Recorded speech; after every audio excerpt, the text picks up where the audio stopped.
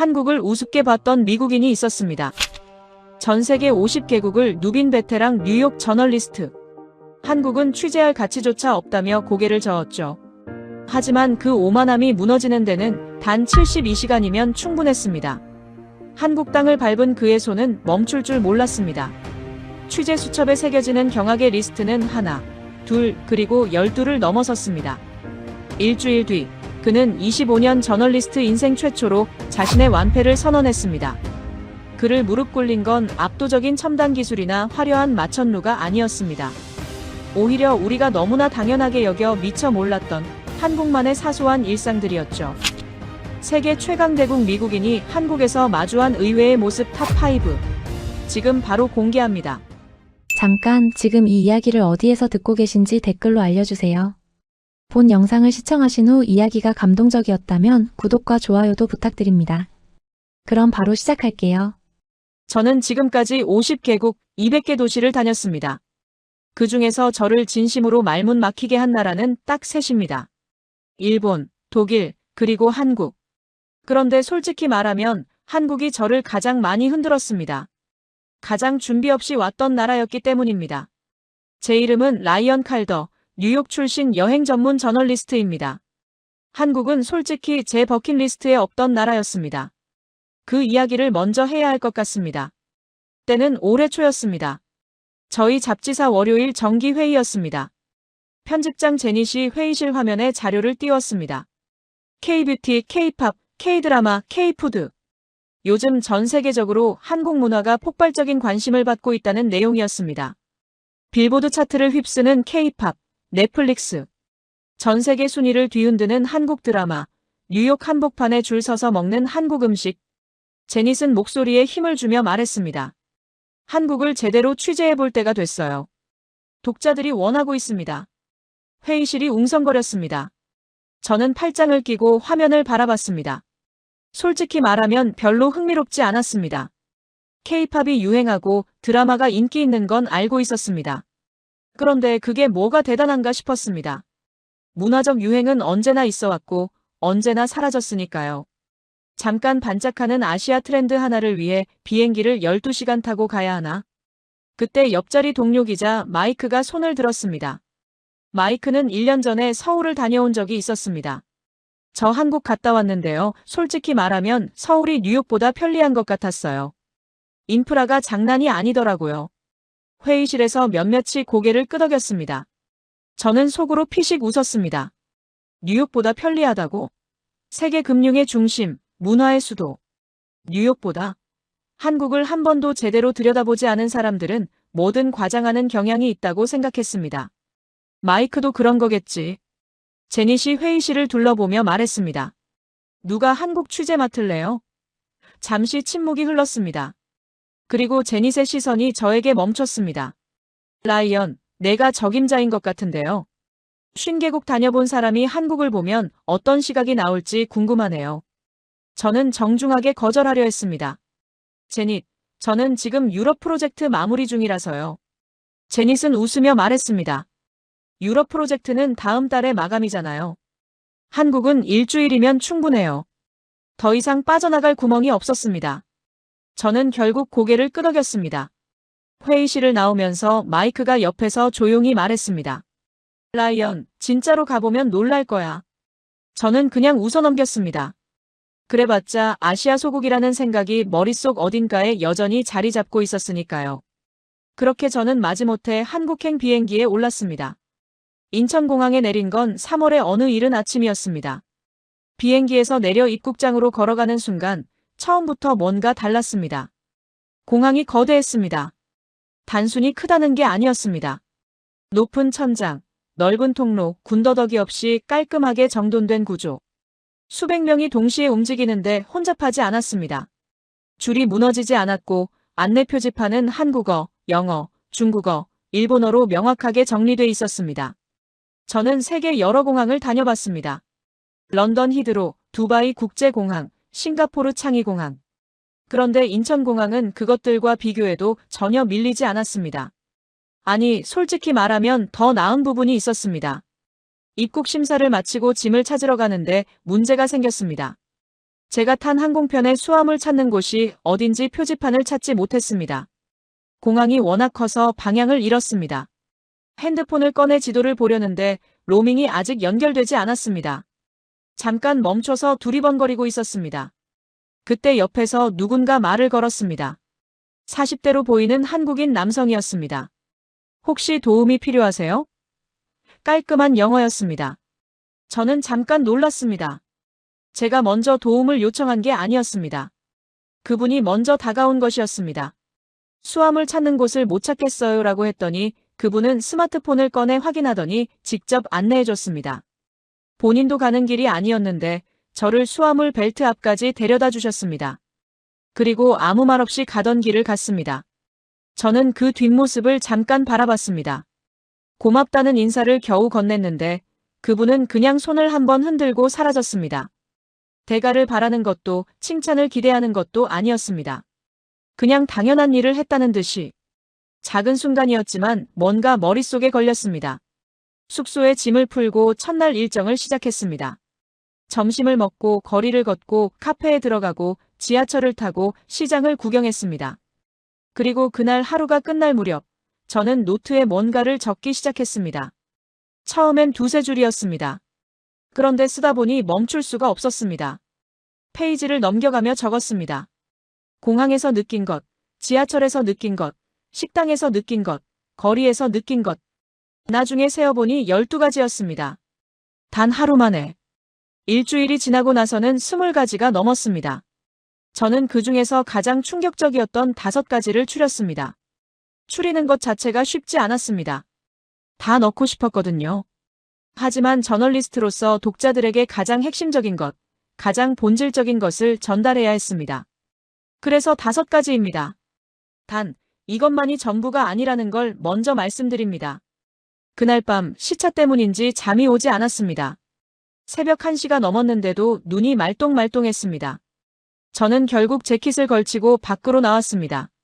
숙소가 있던 홍대 근처였습니다. 그리고 그 순간 저는 첫 번째 충격을 받았습니다. 새벽 1시 반이었는데 거리가 살아있었습니다. 사람이 있었습니다. 그냥 몇 명이 아니었습니다.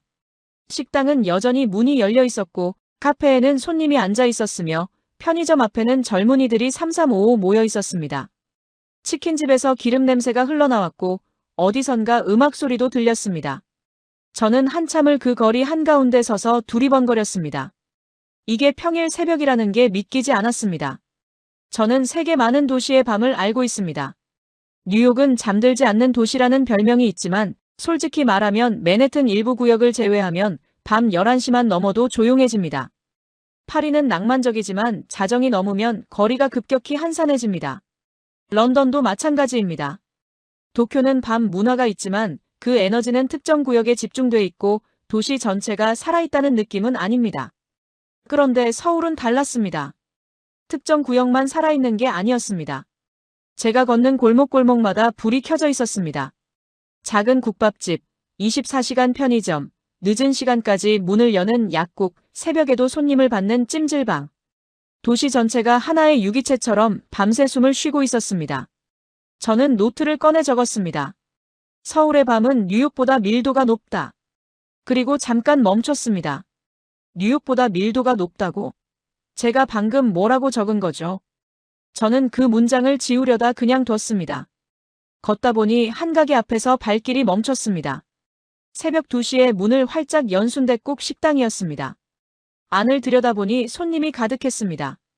퇴근하고 온 것 같은 중년 남성들, 친구들과 함께 온 젊은이들, 심지어 혼자 조용히 국밥을 떠먹는 할아버지도 있었습니다. 저는 그냥 지나칠 수가 없어서 안으로 들어갔습니다. 뜨거운 국물 한 그릇을 앞에 두고 앉았습니다. 따뜻했습니다. 낯선 나라의 새벽 2시에 처음 먹어보는 음식이었는데 이상하게 편안했습니다. 저는 국물을 홀짝이면서 주변을 천천히 둘러봤습니다. 그리고 혼자 국밥을 드시던 그 할아버지와 눈이 마주쳤습니다. 그분은 잠깐 저를 보더니 그냥 다시 국밥으로 시선을 내렸습니다. 아무 말도 없었습니다. 그런데 그 짧은 순간에 저는 이상하게 마음이 무거워졌습니다. 이분은 어떤 삶을 살아오셨을까? 나중에 서울에서 만난 한 교수에게 이 이야기를 했습니다. 그는 잠깐 웃더니 이렇게 말했습니다. 한국 사람들은 70년 전에 아무것도 없었어요. 전쟁이 끝나고 남은 건 폐허뿐이었습니다. 그때부터 쉬지 않고 달려온 겁니다. 그 습관이 도시 전체에 배어 있는 거예요. 저는 그 말을 듣고 한참 동안 아무 말도 하지 못했습니다. 1950년. 한국 전쟁이 발발했습니다. 3년간의 전쟁이 끝났을 때 한반도에 남은 건 거의 아무것도 없었습니다. 수도 서울은 3번이나 주인이 바뀌면서 초토화됐습니다. 공장은 무너졌고 학교는 불탔으며 도로는 끊겼습니다. 전쟁이 끝난 1953년 한국의 1인당 국민소득은 67달러였습니다. 당시 아프리카 일부 국가보다도 낮은 수치였습니다. 국제사회는 이 나라가 스스로 일어설 수 있을 거라고 생각하지 않았습니다. 미국의 한 경제학자는 한국의 경제 발전은 불가능하다고 공개적으로 선언하기도 했습니다. 그런데 지금 저는 새벽 2시에 불이 꺼지지 않는 서울 한복판에 서 있습니다. 67달러에서 시작한 나라가 세계 10위권 경제대국이 됐습니다. 폐허에서 시작한 나라가 반도체, 자동차, 조선, K콘텐츠로 세계 시장을 두드리는 나라가 됐습니다. 이게 어떻게 가능했을까요? 저는 그 순댓국 식당에서 혼자 국밥을 드시던 할아버지를 다시 떠올렸습니다. 그분이 젊었을 때 어떤 새벽들을 보냈을지, 얼마나 많은 밤을 일하고 버티고 또 일했을지. 서울의 이 빛나는 밤은 어느 날 갑자기 생겨난 게 아니었습니다. 수십 년 동안 밥 먹을 시간도 아껴가며 일하고 자식들 먹이려고 새벽부터 나와 장사하고 나라를 일으켜 세우겠다는 마음 하나로 버텨온 사람들이 층층이 쌓아 올린 것이었습니다. 그 에너지가 지금도 이 도시의 밤을 밝히고 있었습니다. 저는 미국에서 자랐습니다. 미국은 위대한 나라입니다. 하지만 미국의 위대함은 광활한 땅과 풍요로운 자원 위에서 시작됐습니다.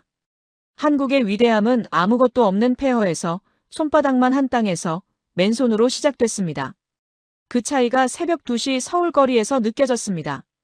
저는 처음으로 위대하다는 단어의 무게가 나라마다 다를 수 있다는 걸 생각했습니다. 숙소로 돌아오는 길에 저는 다시 한번 거리를 둘러봤습니다.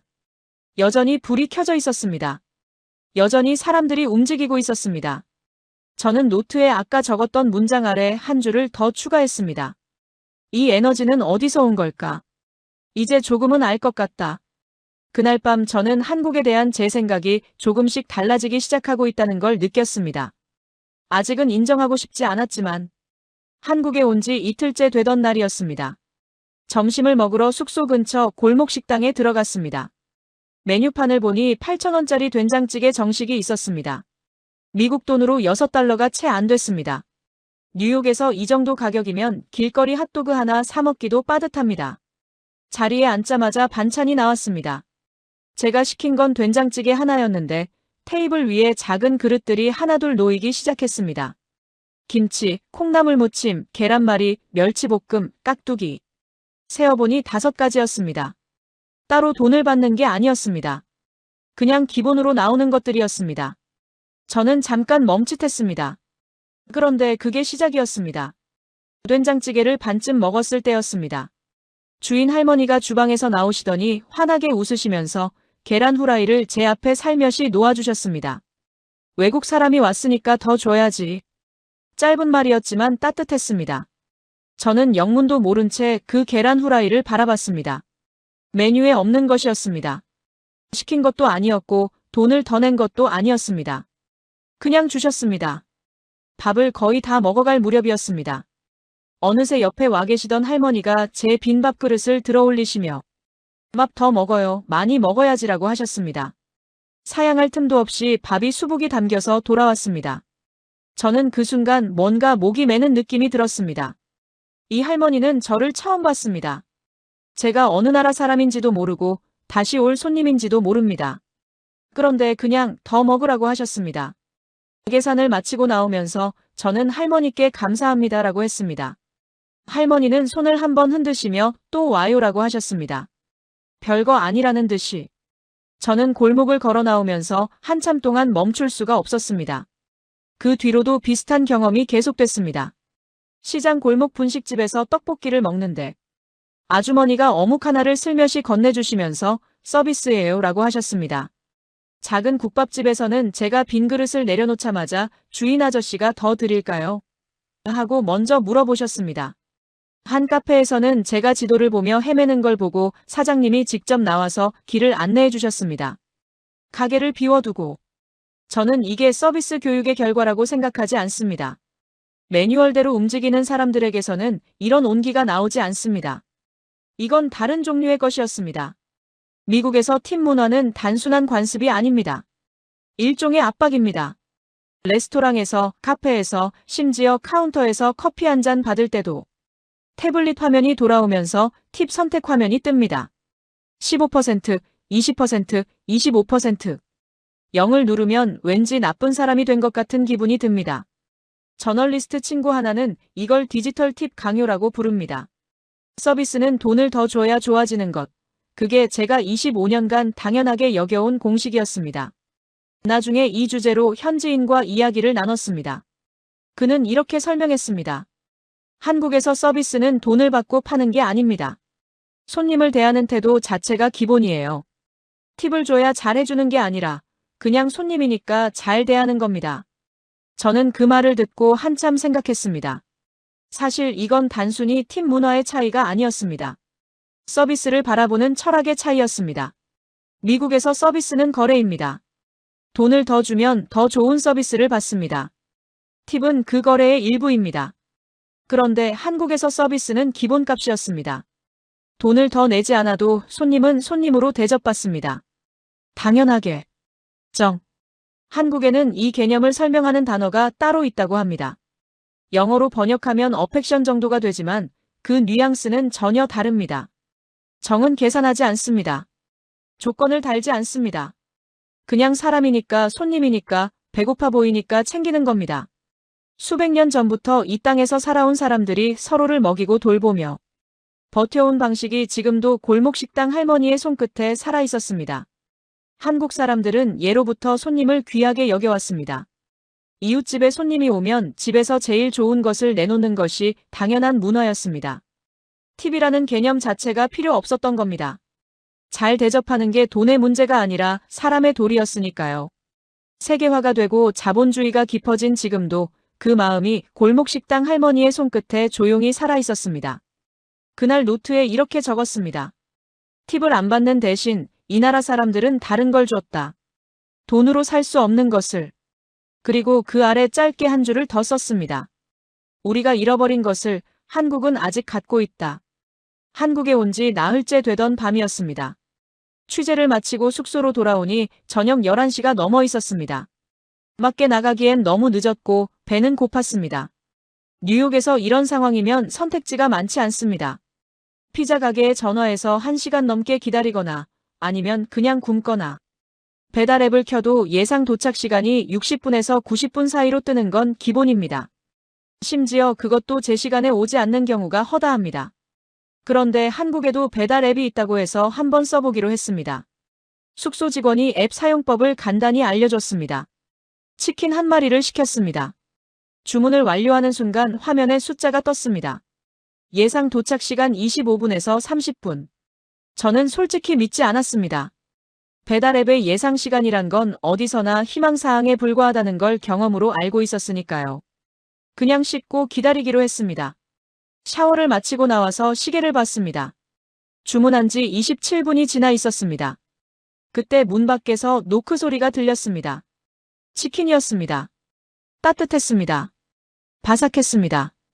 밤 11시가 넘은 시각에 비까지 부슬부슬 내리던 날에 27분 만에 도착했습니다. 저는 치킨 상자를 들고 한참을 멍하니 서 있었습니다. 이게 가능한 일인가? 뉴욕에서 30분 안에 배달이 온다는 건 거의 기적에 가까운 일입니다. 그것도 비 오는 밤 11시에. 다음 날 이 이야기를 현지인에게 했더니 그는 피식 웃었습니다. 그게 당연한 거 아닌가요? 저는 그 반응이 더 충격이었습니다. 한국 사람들에게 30분 배달은 당연한 일이었습니다. 특별한 것도 아니고 놀랄 일도 아닌. 그냥 원래 그런 것. 미국의 배달 시스템이 왜 느린지는 저도 압니다. 땅이 넓고 도시가 분산돼 있으며 배달 인프라가 체계적으로 구축돼 있지 않습니다. 배달원 한 명이 넓은 구역을 커버해야 하고 교통체증까지 더해지면 1시간은 기본입니다. 그게 구조적 한계라고 생각해왔습니다. 그런데 한국은 그 구조 자체를 다르게 만들었습니다. 서울은 인구 밀도가 높습니다. 반경 1km 안에 치킨집이 여러 개 있고 배달원은 그 좁은 구역을 집중적으로 커버합니다. 배달앱은 주문과 동시에 가장 가까운 배달원과 가게를 연결하고 실시간으로 동선을 최적화합니다. 단순히 음식을 나르는 게 아니라 정밀하게 설계된 물류 시스템이 작동하는 겁니다. 저는 취재를 하면서 한국의 배달 시장 규모를 찾아봤습니다. 숫자를 보고 놀랐습니다. 한국은 세계에서 1인당 배달 음식 주문 횟수가 가장 많은 나라 중 하나입니다. 연간 배달 주문 건수가 수십억 건에 달합니다. 이 수요를 감당하기 위해 시스템이 진화했고 그 진화의 속도가 세계 어느 나라보다 빨랐습니다. 그런데 저는 여기서 한 가지를 더 생각했습니다. 이 시스템이 어떻게 이렇게 빠르게 발전할 수 있었을까?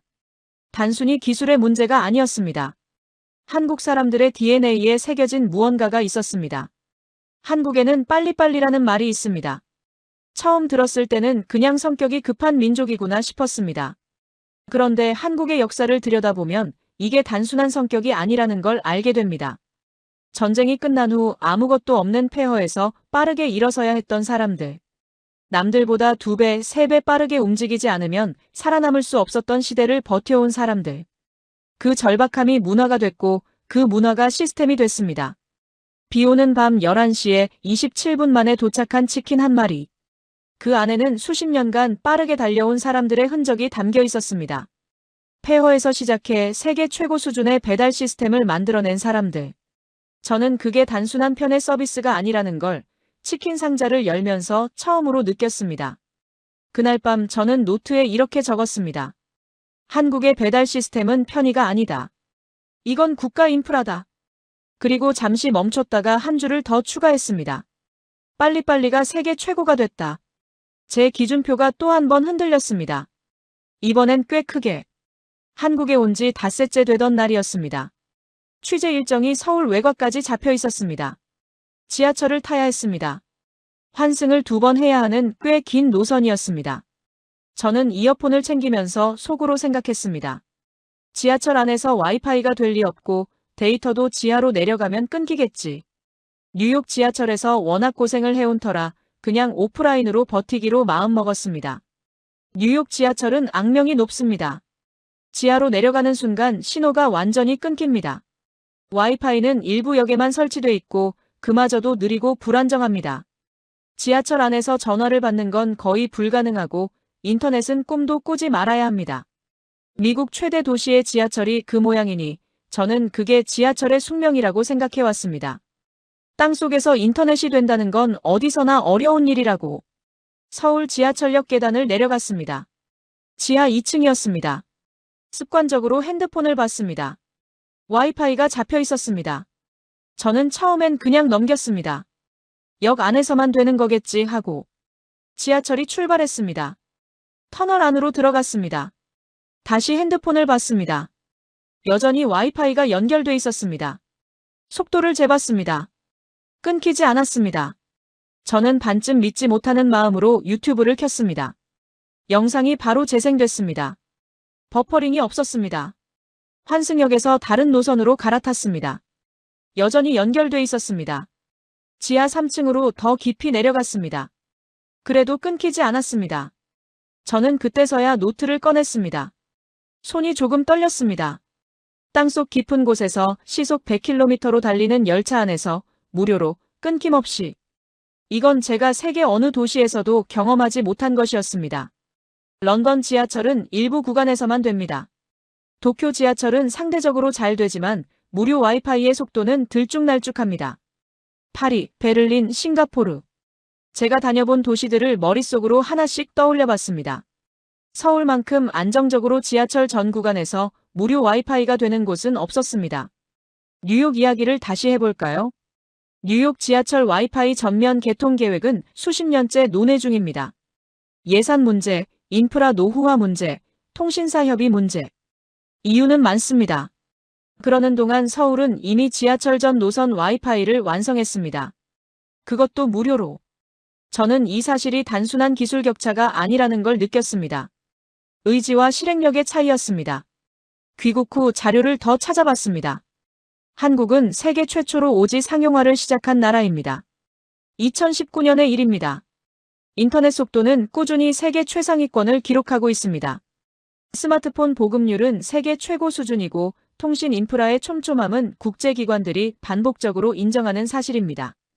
IT 강국이라는 말을 뉴스에서 읽을 때는 그냥 넘어갔는데 지하철 터널 안에서 그 말이 피부로 느껴지는 순간이 올 줄은 몰랐습니다. 그런데 저는 취재를 하면서 이게 단순히 기술의 문제가 아니라는 걸 알게 됐습니다. 한국이 IT 강국이 된 건 어느 날 갑자기 이뤄진 일이 아니었습니다. 1980년대 한국은 반도체 산업에 뛰어들었습니다. 당시 국제사회의 반응은 회의적이었습니다. 반도체는 막대한 자본과 고도의 기술이 필요한 산업이었고 한국은 그 어느 것도 충분하지 않았습니다. 그런데 한국은 했습니다. 기업들은 빚을 내서 공장을 짓고 엔지니어들은 밤을 새워 기술을 개발했으며 정부는 전략적으로 지원을 아끼지 않았습니다. 그렇게 수십 년이 쌓이면서 한국은 세계 반도체 시장의 핵심이 됐고 그 기술력이 통신과 인터넷 인프라로 이어졌습니다. 반도체 하나 없던 나라가 세계 IT를 이끄는 나라가 됐습니다. 폐허에서 시작해 첨단 기술로 세계를 선도하는 나라가 됐습니다. 저는 지하철 터널 안에서 끊기지 않는 와이파이를 보면서 그 뒤에 얼마나 많은 사람들의 땀과 노력이 쌓여 있는지를 생각했습니다. 밤을 새워 회로를 설계한 엔지니어들, 불확실한 미래에 투자를 결정한 기업인들, 기술 강국의 꿈을 포기하지 않은 사람들. 지하철역 계단을 올라오면서 저는 핸드폰을 다시 한번 봤습니다.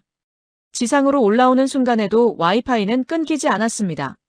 저는 그 장면이 묘하게 상징적으로 느껴졌습니다. 땅 속에서도 땅 위에서도 어디서든 연결되는 나라. 그날 노트에 이렇게 적었습니다. IT 강국이라는 말을 오늘 처음으로 제대로 이해했다. 그리고 한 줄을 더 추가했습니다. 이건 기술이 아니라 의지다. 한국에 온 지 엿새째 되던 오후였습니다. 취재를 마치고 잠깐 쉬러 카페에 들어갔습니다. 강남 근처의 평범한 카페였습니다. 자리를 잡고 노트북을 펼쳤습니다. 아메리카노를 한 모금 마시고 자료를 정리하던 중이었습니다. 그런데 옆자리에서 뭔가 이상한 장면이 눈에 들어왔습니다. 20대로 보이는 여성이 테이블 위에 스마트폰과 노트북을 그대로 올려둔 채 자리에서 일어났습니다. 가방도 두고 갔습니다. 화장실을 가는 것 같았습니다. 저는 반사적으로 주변을 둘러봤습니다. 누가 저 물건들을 가져가지 않을까? 저는 자연스럽게 그 테이블을 지켜보기 시작했습니다. 5분이 지났습니다. 아무도 건드리지 않았습니다. 그 여성이 돌아왔습니다. 자리에 앉더니 아무 일도 없었다는 듯이 다시 노트북을 열었습니다. 당연한 일이라는 듯이. 저는 그 장면을 보고 한참 동안 멍했습니다. 뉴욕에서라면 어땠을까? 스마트폰을 테이블에 두고 자리를 비운다는 건 상상도 할 수 없는 일입니다. 잠깐 한눈을 파는 순간 사라집니다. 노트북은 더 말할 것도 없습니다. 저는 뉴욕 카페에서 화장실을 갈 때마다 노트북을 챙겨서 들어갑니다. 무거워도 어쩔 수 없습니다. 그게 뉴욕에서 사는 방식이니까요. 주변을 더 둘러봤습니다. 그 여성만이 아니었습니다. 건너편 테이블에는 대학생으로 보이는 남성이 노트북과 지갑을 두고 카운터에 음료를 가지러 갔습니다. 창가 자리에는 스마트폰 2개를 나란히 올려놓고 자리를 비운 사람도 있었습니다. 카페 안 곳곳에서 같은 풍경이 펼쳐지고 있었습니다. 아무도 이상하게 여기지 않았습니다. 그냥 일상이었습니다. 저널리스트로서 이게 단순한 치안의 문제가 아니라는 걸 직감했습니다. 치안이 좋은 나라는 많습니다. 경찰이 많고 CCTV가 촘촘하고 처벌이 강한 나라들. 하지만 그런 나라들에서도 카페에 핸드폰을 두고 자리를 비우는 사람은 많지 않습니다. 감시와 처벌로 만들어진 질서와 서로에 대한 신뢰로 만들어진 질서는 다릅니다. 한국의 것은 후자였습니다. 사회학에서 사회적 신뢰 자본이라는 개념이 있습니다. 구성원들이 서로를 얼마나 믿는가, 그 신뢰가 사회 전체의 자산이 된다는 이론입니다. 신뢰 자본이 높은 사회는 협력이 쉽고 전체적인 효율성이 높아집니다. 학자들은 북유럽 국가들을 사회적 신뢰 자본의 대표 사례로 꼽습니다. 그런데 저는 서울의 한 카페에서 그것을 봤습니다. 카페를 나오면서 거리를 천천히 걸었습니다. 그제야 보이지 않던 것들이 눈에 들어오기 시작했습니다. 버스 정류장에서 줄을 서는 사람들. 아무도 새치기 하지 않았습니다. 길거리에 쓰레기통이 많지 않은데도 바닥이 깨끗했습니다. 사람들이 손에 든 쓰레기를 그냥 들고 걸었습니다. 지하철 안에서는 노약자석이 비어 있었습니다. 아무리 혼잡해도 그 자리에 앉으려는 사람이 없었습니다. 누가 시킨 게 아니었습니다. 그냥 그렇게 했습니다. 이건 법이 만든 질서가 아니었습니다. 감시가 만든 질서도 아니었습니다. 수십 년 동안 함께 살아오면서 서로 간에 쌓인 약속 같은 것이었습니다. 말하지 않아도 지키는 것들. 강요하지 않아도 따르는 것들. 미국에서는 시민의식을 교육합니다. 학교에서 가르치고 캠페인을 벌이고 벌금으로 강제합니다. 그런데 한국의 시민의식은 달랐습니다. 가르쳐서 된 게 아니라 살면서 쌓인 것이었습니다. 서로를 배려하고 공공의 것을 소중히 여기고 남에게 피해를 주지 않으려는 마음. 그게 일상 속에 너무나 자연스럽게 녹아 있었습니다. 50개국을 다닌 저널리스트가 서울 카페에서 처음으로 부끄러움을 느꼈습니다. 선진국을 논하던 사람이 진짜 선진국이 무엇인지를 이제야 배우고 있었습니다. 그날 노트에 이렇게 적었습니다. 선진국은 고층 빌딩이 만드는 게 아니었습니다. GDP가 만드는 것도 아니었습니다. 서로를 믿고 서로를 배려하는 사람들이 만드는 것이었습니다. 그리고 한국에는 그게 있었습니다. 지금까지 5가지를 말씀드렸습니다. 그런데 솔직히 고백하겠습니다. 저를 충격에 빠뜨린 건 이 5가지만이 아니었습니다. 5가지는 그나마 추린 것들입니다. 한국에서 보낸 일주일 동안 제 노트에는 20가지가 넘는 항목이 빼곡하게 적혔습니다. 추리는 것 자체가 고통이었습니다. 다 말하고 싶었으니까요. 그중 몇 가지를 더 말씀드리겠습니다. 편의점이었습니다.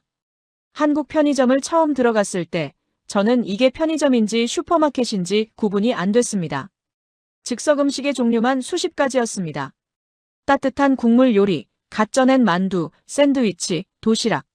새벽 3시에도 따뜻한 밥 한 끼를 해결할 수 있었습니다. 미국 편의점과는 차원이 달랐습니다. 미국 편의점은 말 그대로 편의점입니다.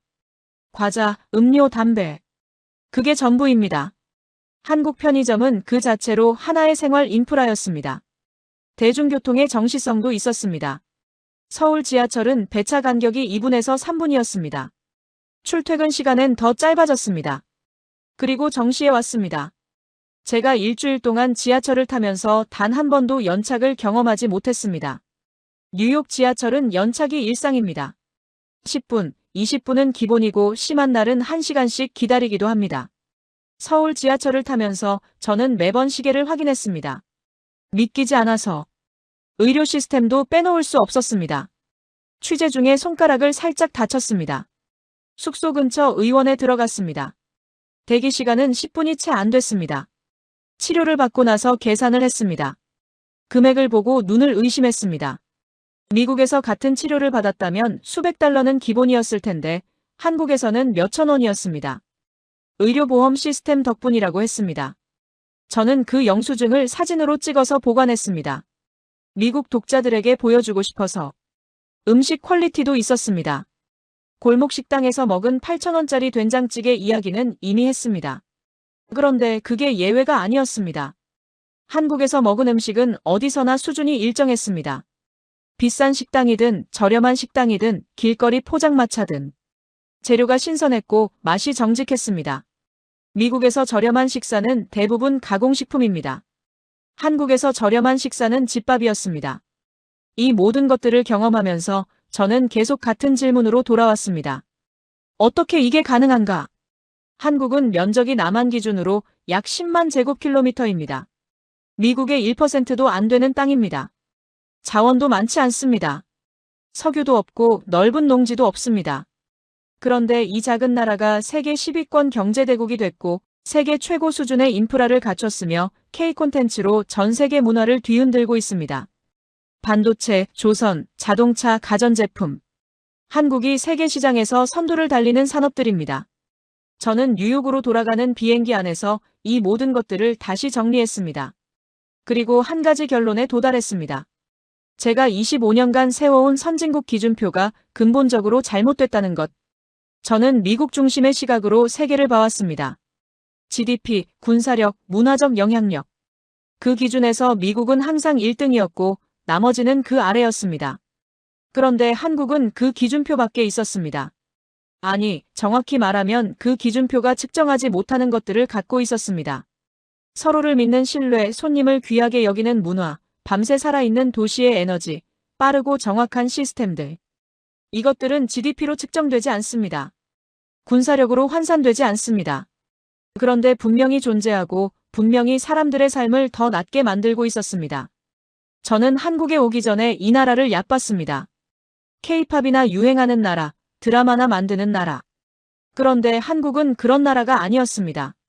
전쟁의 폐허에서 70년 만에 세계가 배우러 오는 나라를 만들어낸 곳이었습니다. 그 기적을 만든 건 자원도, 넓은 땅도, 유리한 지정학적 조건도 아니었습니다. 사람이었습니다. 쉬지 않고 달려온 사람들, 서로를 믿고 의지한 사람들, 더 나은 나라를 만들겠다는 마음 하나로 버텨온 사람들. 세계가 한국을 보고 놀라는 시대가 왔습니다. 그리고 저는 그 놀라움의 첫 번째 목격자가 된 것 같은 기분이었습니다. 아니, 사실 세계는 이미 오래전부터 알고 있었는지도 모릅니다. 몰랐던 건 저였습니다. 그날 노트 마지막 페이지에 이렇게 적었습니다. 한국은 내가 찾으러 간 나라가 아니었다. 내가 배워야 할 나라였다. 뉴욕으로 돌아온 지 사흘이 지났습니다. 책상 앞에 앉아서 한국에서 찍은 사진들을 다시 펼쳤습니다. 홍대 새벽거리의 불빛, 골목식당 할머니의 환한 웃음, 지하철 터널 안에서 끊기지 않던 와이파이 신호, 카페에서 핸드폰을 두고 자리를 비운 여성의 뒷모습. 사진 한 장 한 장을 넘기면서 저는 한참 동안 자리에서 일어나지 못했습니다. 편집장 제닛에게 기사를 보내야 했습니다. 처음 한국행을 지시받았을 때 저는 속으로 생각했습니다. K-팝 팬들이 좋아할 가벼운 기사 하나 쓰고 오면 되겠다고. 그런데 막상 원고를 쓰려고 앉으니 손이 쉽게 움직이지 않았습니다. 가볍게 쓸 수가 없었습니다. 이건 가벼운 이야기가 아니었으니까요. 저는 결국 제닛에게 메시지를 보냈습니다. 기사 방향을 바꿔도 될까요? 생각했던 것보다 훨씬 깊은 이야기가 있습니다. 제닛은 잠시 후 답장을 보냈습니다. 써봐요. 저는 그날 밤을 꼬박 세워서 원고를 썼습니다. 제목은 처음부터 정해져 있었습니다. 내가 틀렸다, 한국에서 배운 것들. 25년 저널리스트 인생에서 이런 제목을 쓴 건 처음이었습니다. 스스로의 오만함을 제목으로 내건 기사. 부끄러웠지만 정직해야 했습니다. 원고를 쓰면서 저는 계속 한 가지 질문으로 돌아왔습니다. 어떻게 가능했을까? 전쟁이 끝나고 아무것도 없던 나라가 불과 70년 만에 세계가 배우러 오는 나라가 됐습니다. 역사책에서 이런 사례를 찾기 어렵습니다. 경제학자들은 이걸 한강의 기적이라고 부릅니다. 하지만 저는 그 표현이 충분하지 않다고 생각합니다. 기적이라는 단어는 설명을 포기하는 단어니까요. 저는 기적이 아니라 이유가 있다고 생각합니다. 1950년대 한국은 세계에서 가장 가난한 나라 중 하나였습니다. 전쟁이 핥히고 간 땅에는 공장도 학교도 제대로 된 도로도 없었습니다. 국제 원조 없이는 하루하루를 버티기 어려웠습니다. 그런데 그 땅에서 살아남은 사람들은 포기하지 않았습니다. 자식들을 학교에 보내기 위해 새벽부터 나가 일했습니다. 더 나은 나라를 만들겠다는 마음 하나로 밤을 새웠습니다. 배고픔을 참으면서 추위를 버티면서 그래도 앞으로 나아갔습니다. 그 세대의 이야기를 저는 한국에 있는 동안 여러 번 들었습니다. 직접 들은 것도 있고 책에서 읽은 것도 있습니다. 공통점이 있었습니다. 그분들은 자신이 대단한 일을 했다고 생각하지 않았습니다. 그냥 살았다고 했습니다. 가족을 먹여 살리려고, 자식들한테 더 나은 세상을 물려주려고 그냥 할 수 있는 걸 했다고.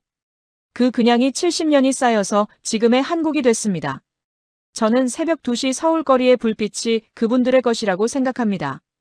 팁 없이도 손님에게 계란 후라이를 내어주던 할머니의 따뜻한 손길이 그분들의 것이라고 생각합니다. 지하철 터널 안에서 끊기지 않던 와이파이가 27분 만에 문 앞에 도착한 따뜻한 치킨이, 카페에서 아무도 건드리지 않은 핸드폰이 모두 그분들의 것이라고 생각합니다.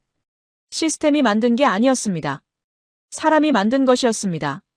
저는 미국으로 돌아오면서 부끄러웠습니다. 세계를 다 안다고 자신했던 사람이 정작 가장 중요한 것을 보지 못하고 있었으니까요. 선진국의 기준을 GDP와 군사력으로만 생각했던 사람이 진짜 선진국이 무엇인지를 서울에서 처음으로 배웠으니까요. 한국은 놀라운 나라입니다. 하지만 저는 그 말로는 부족하다고 생각합니다. 한국은 세계가 배워야 할 나라입니다. 서로를 믿는 법, 손님을 대접하는 법, 빠르게 움직이는 법, 포기하지 않는 법. 이 모든 것들이 한국에 있습니다. 그리고 그것들은 어느 날 갑자기 생겨난 게 아닙니다. 수십 년 동안 쉬지 않고 달려온 사람들이 층층이 쌓아 올린 것입니다. 저는 이 글을 읽고 계신 한국 분들께 한 가지를 말씀드리고 싶습니다. 우리가 너무 익숙해서 당연하다고 생각하는 것들, 그것들이 사실 세계 어디서도 당연하지 않다는 걸. 새벽에도 살아있는 도시의 에너지가, 팁 없이도 따뜻한 서비스가, 30분 안에 오는 배달이, 지하철 안에서 끊기지 않는 와이파이가, 카페에서 핸드폰을 두고 자리를 비울 수 있는 신뢰가 세계 어디서나 당연한 게 아닙니다. 한국이기 때문에 가능한 것들입니다. 그리고 그것을 만든 건 여러분의 부모님이고 조부모님이고 이 나라를 위해 땀 흘린 모든 분들입니다. 저는 뉴욕으로 돌아와서도 가끔 그 순댓국 식당 할머니를 생각합니다. 새벽 2시 혼자 국밥을 드시던 그 할아버지를 생각합니다. 그분들이 살아온 시대가 얼마나 치열했는지, 그 치열함이 지금의 서울을 만들었다는 것을. 저는 그분들을 만난 적도 없고 이름도 모릅니다. 하지만 한 가지는 압니다. 그분들이 만든 나라를 저는 일주일 동안 살았습니다. 그리고 그 일주일이 제 25년을 바꿨습니다. 여러분, 오늘의 이야기는 여기까지입니다. 50개국을 다닌 미국인 저널리스트가 한국에서 말문이 막혔습니다. 그런데 사실 진짜 말문이 막혀야 할 사람은 우리인지도 모릅니다. 너무 익숙해서, 너무 당연해서 몰랐을 뿐. 우리가 사는 이 나라가 얼마나 대단한 곳인지를. 그 대단함을 만든 건 다름 아닌 이 땅에서 평생을 살아오신 바로 여러분입니다. 구독과 좋아요로 응원해주시면 더 감동적인 이야기로 찾아뵙겠습니다. 오늘도 여러분 모두 따뜻하고 건강한 하루 보내시길 바랍니다. 긴 영상 끝까지 시청해주셔서 감사합니다.